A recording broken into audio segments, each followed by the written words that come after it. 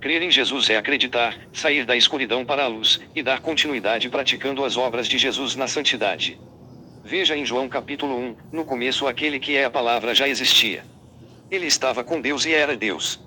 Desde o princípio, a palavra estava com Deus. Por meio da palavra, Deus fez todas as coisas, e nada do que existe foi feito sem ela. A palavra era a fonte da vida, e essa vida trouxe a luz para todas as pessoas. A luz brilha na escuridão, e a escuridão não conseguiu apagá-la. Houve um homem chamado João, que foi enviado por Deus para falar a respeito da luz. Ele veio para que por meio dele todos pudessem ouvir a mensagem e crer nela. João não era a luz, mas veio para falar a respeito da luz, a luz verdadeira que veio ao mundo e ilumina todas as pessoas. A palavra estava no mundo, e por meio dela Deus fez o mundo, mas o mundo não a conheceu. Aquele que é a palavra veio para o seu próprio país, mas o seu povo não o recebeu. Porém alguns creram nele e o receberam, e a estes ele deu o direito de se tornarem filhos de Deus. Eles não se tornaram filhos de Deus pelos meios naturais, isto é, não nasceram como nascem os filhos de um pai humano, o próprio Deus é quem foi o pai deles. A palavra se tornou um ser humano e morou entre nós, cheia de amor e de verdade. E nós vimos a revelação da sua natureza divina, natureza que ele recebeu como filho único do Pai. João disse o seguinte a respeito de Jesus: Este é aquele de quem eu disse, ele vem depois de mim, mas é mais importante do que eu, pois antes de eu nascer ele já existia. Porque todos nós temos sido abençoados com as riquezas do seu amor, com bênçãos e mais bênçãos. A lei foi dada por meio de Moisés, mas o amor e a verdade vieram por meio de Jesus Cristo. Ninguém nunca viu Deus. Somente o Filho único, que é Deus e está ao lado do Pai, foi quem nos mostrou quem é Deus. Os líderes judeus enviaram de Jerusalém alguns sacerdotes e levitas para perguntarem a João quem ele era. João afirmou claramente: Eu não sou o Messias. Eles tornaram a perguntar: Então, quem é você? Você é Elias? Não, eu não sou. Respondeu João. Você é o profeta que estamos esperando. Não? Respondeu ele. Aí eles disseram a João: Diga quem é você para podermos levar uma resposta aos que nos enviaram. O que é que você diz a respeito de você mesmo? João respondeu, citando o profeta Isaías: Eu sou aquele que grita assim no deserto, preparem o caminho para o Senhor passar. Os que foram enviados eram do grupo dos fariseus. Eles perguntaram a João: Se você não é o Messias, nem Elias, nem o profeta que estamos esperando, por que é que você batiza? João respondeu: Eu batizo com água, mas no meio de vocês está alguém que vocês não conhecem. Ele vem depois de mim, mas eu não mereço a honra de desamarrar as correias das sandálias dele. Isso aconteceu no povoado de Betânia, no lado leste do rio Jordão, onde João estava batizando. No dia seguinte, João viu Jesus vindo na direção dele e disse: Aí está o Cordeiro de Deus, que tira o pecado do mundo. Eu estava falando a respeito dele quando disse: Depois de mim vem um homem que é mais importante do que eu, pois antes de eu nascer ele já existia. Eu mesmo não sabia quem ele era, mas vim, batizando com água para que o povo de Israel saiba quem ele é. João continuou: Eu vi o Espírito descer do céu como uma pomba e parar sobre ele. Eu não sabia quem ele era, mas Deus, que me mandou batizar com água, me disse: Você vai ver o Espírito descer e parar sobre um homem. Esse é quem batiza com o Espírito Santo. E eu vi isso e por esse motivo tenho declarado que ele é o Filho de Deus. No dia seguinte, João estava outra vez ali com 2 dos seus discípulos. Quando viu Jesus passar, disse: Aí está o Cordeiro de Deus. Quando os 2 discípulos de João ouviram isso, saíram seguindo Jesus. Então Jesus olhou para trás, viu que eles o seguiam e perguntou: O que é que vocês estão procurando? Eles perguntaram: Rabi, onde é que o Senhor mora? Rabi quer dizer mestre. Venham ver. Disse Jesus. Então eles foram, viram onde Jesus estava morando e ficaram com ele o resto daquele dia. Isso aconteceu mais ou menos às 4 horas da tarde. André, irmão de Simão Pedro, era um dos 2 homens que tinham ouvido João falar a respeito de Jesus e por isso o haviam seguido. A primeira coisa que André fez foi procurar o seu irmão Simão e dizer a ele: Achamos o Messias. Messias quer dizer Cristo. Então André levou o seu irmão a Jesus. Jesus olhou para Simão e disse: Você é Simão, filho de João, mas de agora em diante o seu nome será Cefas. Cefas é o mesmo que Pedro e quer dizer pedra. No dia seguinte, Jesus resolveu ir para a região da Galileia. Antes de ir, foi procurar Filipe e disse: Venha comigo. Filipe era de Betsaida, de onde eram também André e Pedro. Filipe foi procurar Natanael e disse: Achamos aquele a respeito de quem Moisés escreveu no livro da lei e sobre quem os profetas também escreveram. É Jesus, filho de José, da cidade de Nazaré. Natanael perguntou: E será que pode sair alguma coisa boa de Nazaré? Venha ver. Respondeu Filipe. Quando Jesus viu Natanael chegando, disse a respeito dele: Aí está um verdadeiro israelita, um homem realmente sincero. Então Natanael perguntou a Jesus: De onde o Senhor me conhece? Jesus respondeu: Antes que Filipe chamasse você, eu já tinha visto você sentado debaixo daquela figueira. Então Natanael exclamou: Mestre, o Senhor é o Filho de Deus. O Senhor é o Rei de Israel.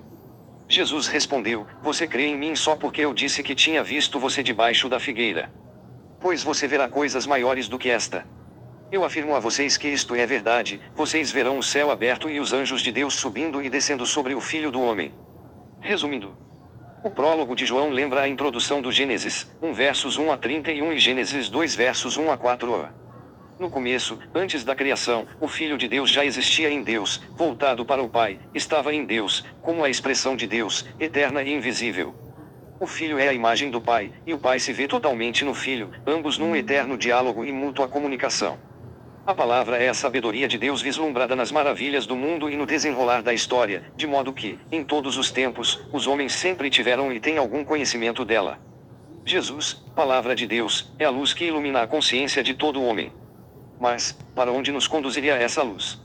A Bíblia toda afirma que Deus é amor e fidelidade. Levado pelo seu imenso amor e fiel às suas promessas, Deus quis introduzir os homens onde jamais teriam pensado, partilhar a própria vida e felicidade de Deus.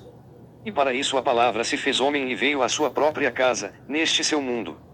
A humanidade já não está condenada a caminhar cegamente, guiando-se por pequenas luzes no meio das trevas, por pequenas manifestações de Deus, mas pelo próprio Jesus, manifestação total de Deus. Com efeito, Jesus Cristo, que é a luz, veio para tornar filhos de Deus todos os homens. Um só é o Filho, porém, todos podem tornar-se bem mais do que filhos adotivos, nasceram de Deus. Deus tinha dado uma lei por meio de Moisés. E todos os judeus achavam que essa lei era o maior presente de Deus. Na realidade, era bem mais o que Deus tinha reservado para todos. Porque Jesus, o Deus Filho, o verdadeiro e total dom do Pai, é o único que pode falar de Deus Pai, porque comunica o amor e a fidelidade do Deus que dá a vida aos homens. Quando João Batista começou a pregação, os judeus estavam esperando o Messias, que iria libertá-los da miséria e da dominação estrangeira. João anunciava que a chegada do Messias estava próxima e pedia a adesão do povo, selando-a com o batismo. As autoridades religiosas estavam preocupadas e mandaram investigar se João pretendia ser ele o Messias. João nega ser o Messias, denuncia a culpa das autoridades, e dá uma notícia inquietante: o Messias já está presente a fim de inaugurar uma nova era para o povo. Messias é o nome que os judeus davam ao Salvador esperado. Também o chamavam o profeta. Conforme se acreditava, antes de sua vinda deveria reaparecer o profeta Elias. João Batista é a testemunha que tem como função preparar o caminho para os homens chegarem até Jesus.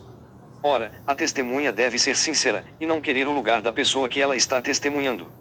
No idioma dos judeus, a mesma palavra pode significar servo e cordeiro. Jesus é o servo de Deus, anunciado pelos profetas, aquele que devia sacrificar-se pelos seus irmãos. Também é o verdadeiro cordeiro, que substitui o cordeiro pascal. João Batista, chamando Jesus de cordeiro, mostra que ele é o Messias que vem tirar a humanidade da escravidão em que se encontra e conduzi-la a uma vida na liberdade. João descreve os 7 dias da nova criação. No primeiro dia, João Batista afirma: no meio de vocês existe alguém que vocês não conhecem. Nos dias seguintes vemos como João Batista, João, André, Simão, Filipe e Natanael descobrem a Jesus. É sempre uma testemunha que aponta Jesus para outra.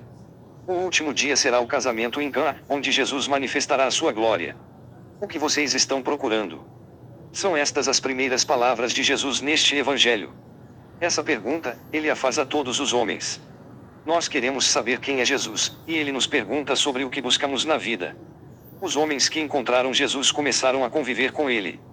E no decorrer do tempo vão descobrindo que ele é o Mestre, o Messias, o Filho de Deus. O mesmo acontece conosco: enquanto caminhamos com Cristo, vamos progredindo no conhecimento a respeito dele. João Batista era apenas testemunha de Jesus, a quem tudo se deve dirigir. João sabia disso, por isso convida seus próprios discípulos para que se dirijam a Jesus. E os 2 primeiros vão buscar outros. É desse mesmo modo que nós encontramos a Jesus, porque outra pessoa nos falou dele ou nos comprometeu numa tarefa apostólica. Jesus sempre reconhece aqueles que O Pai coloca em seu caminho.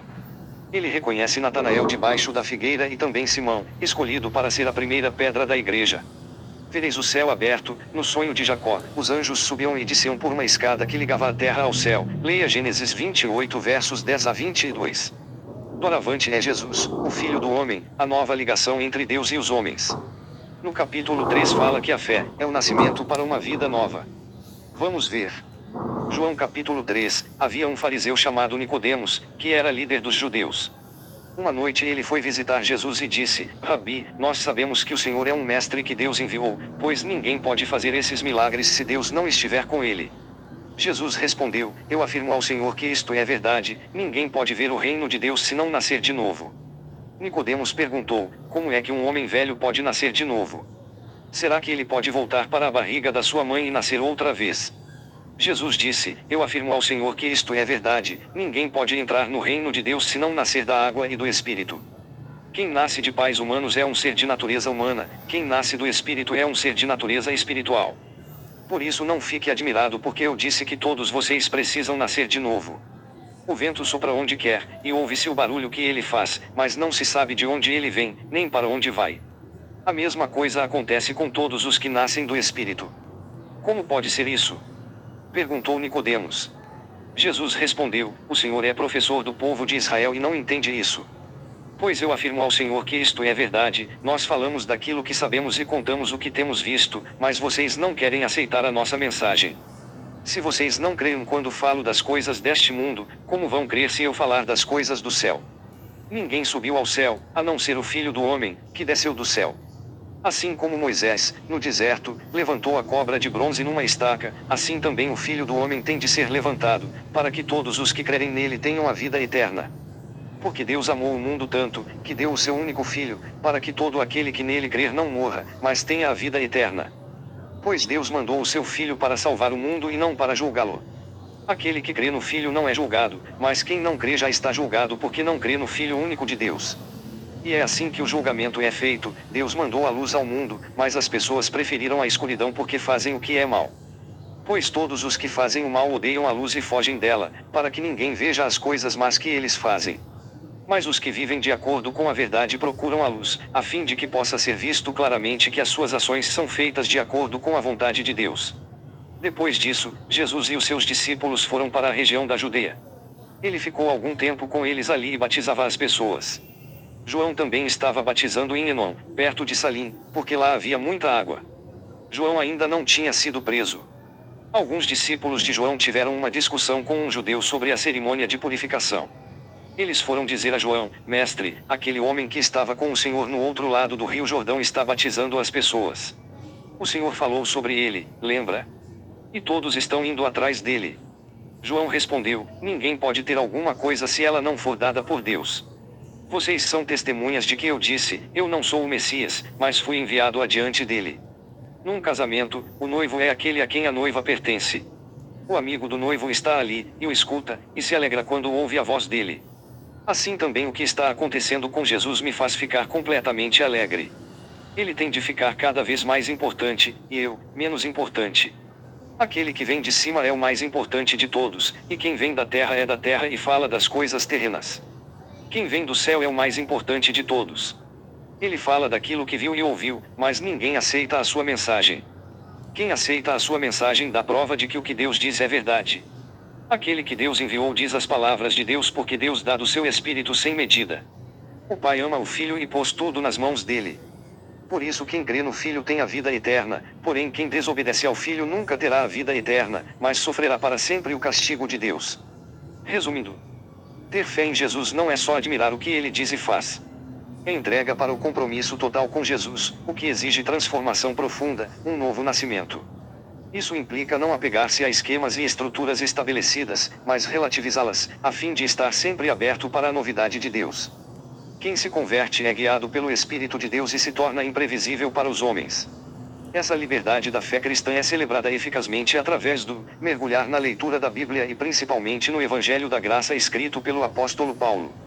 Confira em Atos dos Apóstolos 9 verso 15 e 16.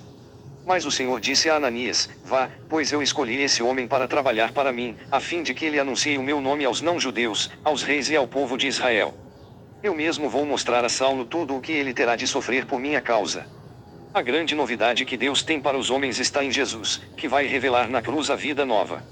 Aí ele demonstra o maior ato de amor, a doação de sua própria vida em favor dos homens. Deus não quer que os homens se percam, nem sente prazer em condená-los. Ele manifesta todo o seu amor através de Jesus, para salvar e dar a vida a todos. Mas a presença de Jesus é incômoda, pois coloca o mundo dos homens em julgamento, provocando divisão e conflito, e exigindo decisão.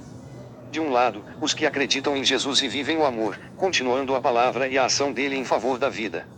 De outro lado, os que não acreditam nele e não vivem o amor, mas permanecem fechados em seus próprios interesses e egoísmo, que geram opressão e exploração, por isso estes sempre escondem suas verdadeiras intenções, não se aproximam da luz. João Batista não é rival de Jesus.